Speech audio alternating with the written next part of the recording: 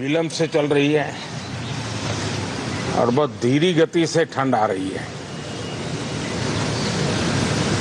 लेकिन राजनीतिक गर्मी बड़ी तेजी से बढ़ रही है।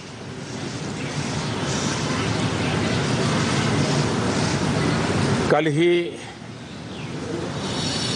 4 राज्यों के चुनाव नतीजे आए हैं। बहुत ही उत्साहवर्धक परिणाम है। ये उनके लिए उत्साहवर्धक है जो देश के सामान्य मानवी के कल्याण के लिए कमिटेड है, जो देश के उज्जवल भविष्य के लिए समर्पित है,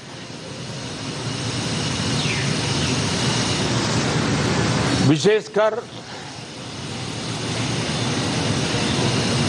सभी समाजों की, सभी समूहों की, शहर और गांव की महिलाएं, सभी समाजों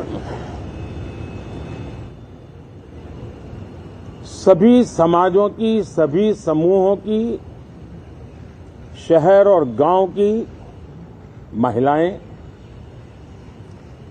सभी समाज के, सभी समूह के, गांव और शहर के युवा, हर समुदाय के, समाज के किसान और मेरे देश के गरीब, ये 4 ऐसी महत्वपूर्ण जातियां हैं जिनका एम्पावरमेंट, उनके भविष्य को सुनिश्चित करने वाली ठोस योजनाएं और लास्ट माइल डिलीवरी,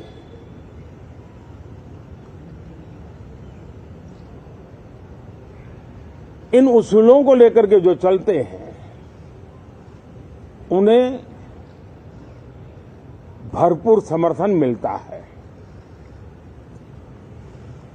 और जब गुड गवर्नेंस होता है, पूर्णतया जनहित के लिए समर्पण होता है, तो एंटी इनकम्बेंसी ये शब्द इरेलेवेंट हो जाता है। और हम लगातार ये देख रहे हैं, कोई इसको प्रो इनकम्बेंसी कहे, कोई इसे गुड गवर्नेंस कहे, कोई इसे ट्रांसपेरेंसी कहे, कोई उसे राष्ट्रहित की, जनहित की ठोस योजनाएं कहें, लेकिन ये लगातार अनुभव आ रहा है। और इतने उत्तम जनादेश के बाद आज हम संसद के इस नए मंदिर में मिल रहे हैं। इस संसद भवन के नए परिसर का उद्घाटन हुआ, तब तो एक छोटा सा सत्र था, ऐतिहासिक निर्णय हुआ था, लेकिन इस बार लंबे समय तक इस सदन में कार्य करने का अवसर मिलेगा।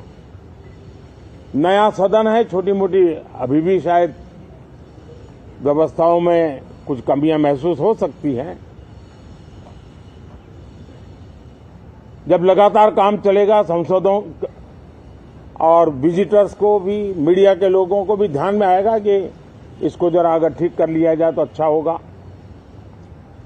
और मुझे विश्वास है कि आदरणीय उपराष्ट्रपति जी और आदरणीय स्पीकर महोदय के नेतृत्व में उन चीजों की तरफ पूरी तरह निगरानी है। और आपसे भी मैं कहूंगा, कोई चीज ऐसी छोटी मोटी आपके ध्यान में आए तो जरूर आप ध्यान आकर्षित करना, क्योंकि ये चीजें जब बनती हैं तो आवश्यकता के अनुसार बदलाव की भी जरूरत होती है। देश ने नकारात्मकता को नकारा है। मैं लगातार सत्र के प्रारंभ में विपक्ष के साथियों के साथ हमारा विचार विमर्श होता है, हमारी मेन टीम उनसे चर्चा करती है। मिलकर के भी सबके सहयोग के लिए हम हमेशा प्रार्थना करते हैं, आग्रह करते हैं। इस बार भी इस प्रकार की सारी प्रक्रियाएं कर ली गई हैं और आपके माध्यम से भी मैं सार्वजनिक रूप से हमेशा हमारे सभी सांसदों से आग्रह करता हूं,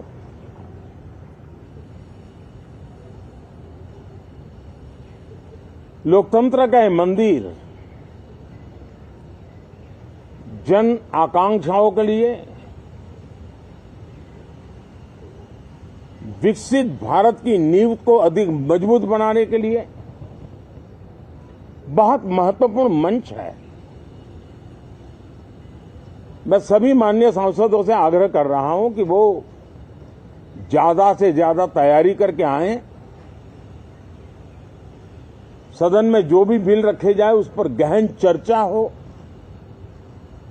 उत्तम से उत्तम सुझाव आए और उन सुझावों के द्वारा, क्योंकि जब एक सांसद सुझाव देता है तो जमीनी अनुभव का उसमें बहुत ही उत्तम तत्व होता है, लेकिन अगर चर्चा ही नहीं होती है तो देश उससे मिस करता है उन चीजों को। और इसलिए मैं फिर से आग्रह करता हूं, और अगर मैं वर्तमान चुनाव नतीजों के आधार पर कहूं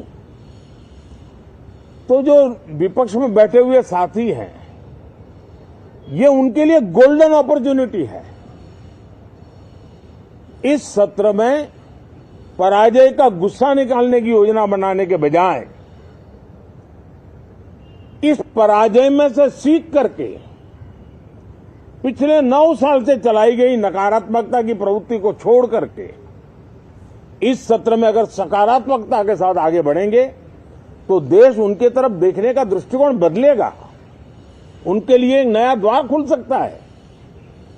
और वो विपक्ष में है तो भी उनको एक अच्छी एडवाइस दे रहा हूं कि आइए, सकारात्मक विचार लेकर के आइए।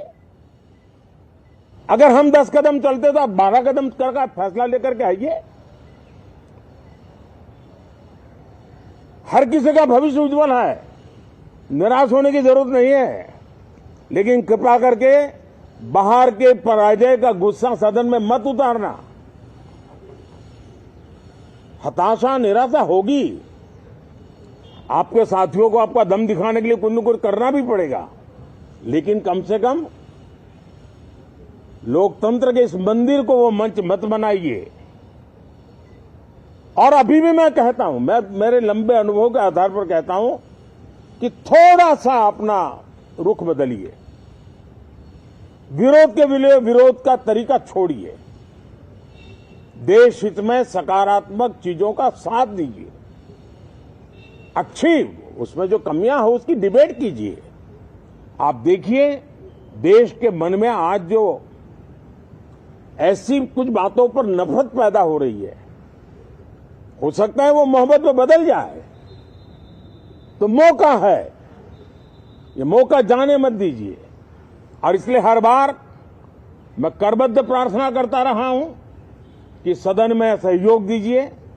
आज मैं राजनीतिक दृष्टिकोण से भी कहना चाहता हूं कि आपका भी भला इसमें है कि आप देश को सकारात्मकता का संदेश दें, आपकी छवि नफरत की और नकारात्मकता की बने, वो लोकतंत्र के लिए अच्छा नहीं है। लोकतंत्र में विपक्ष भी इतना ही महत्वपूर्ण है, उतना ही मूल्यवान है और उतना ही सामर्थ्यवान भी होना चाहिए। और लोकतंत्र की भलाई के लिए मैं फिर से एक बार अपनी ये भावना को प्रकट करता हूं। 2047 अब देश विकसित होने के लक्ष्य में लंबा इंतजार करना नहीं चाहता। समाज के हर वर्ग में यह भाव पैदा हुआ है कि बस आगे बढ़ना है। इस भावना को हमारे सभी माननीय सांसद आदर करते हुए सदन को उस मजबूती से आगे बढ़ाएं, यही मेरी उनसे प्रार्थना है। आप सबको भी साथियों मेरी बहुत बहुत शुभकामनाएं हैं। बहुत बहुत धन्यवाद।